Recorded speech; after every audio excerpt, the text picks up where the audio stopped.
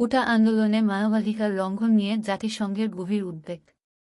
খবর বাংলাদেশের সরকারি চাকরিতে কোটা সংস্কারের দাবিতে শিক্ষার্থীদের আন্দোলনের জেরে সৃষ্ট উদ্ভূত পরিস্থিতি নিবিড়ভাবে পর্যবেক্ষণ করা হচ্ছে বলে জানিয়েছে জাতিসংঘ।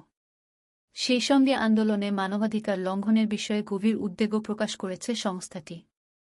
সোমবার ২ জুলাই জাতিসংঘ মহাসচিব আন্তোনিও গুতেরেসের মুখপাত্র স্টিফেন ডুজারিক এক ব্রিফিংয়ে এসব কথা বলেছেন।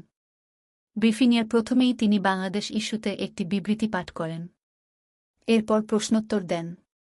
শুরুতেই বিবৃতিতে তিনি সব ধরনের সহিংসতার দ্রুত, স্বচ্ছ ও নিরপেক্ষ তদন্ত পুনর্ব্যক্ত করেন এবং এর জন্য যারা দায়ী তাদের জবাবদিহি নিশ্চিত করার আহ্বান জানান। ডুজারিক বলেন, বাংলাদেশে আন্দোলনরত শিক্ষার্থীদের বিরুদ্ধে আইনশৃঙ্খলা রক্ষাকারী বাহিনীর অতিরিক্ত শক্তি প্রয়োগ ও মানবাধিকার লঙ্ঘনের বিশ্বাসযোগ্য প্রমাণ পাওয়া গেছে। এর প্রেক্ষিতে গভীর উদ্বেগ প্রকাশ করেছেন মহাসচিব আন্তোনিও গুতেরেস। এছাড়া যেকোনো পরিস্থিতিতে পদক্ষেপ নিতে জাতিসংঘ প্রস্তুত বলেও জানিয়েছেন সংস্থাটির মহাসচিবের মুখপাত্র স্টিফেন ডুজারিক। আরও খবর পেতে সাথে থাকুন আমাদের।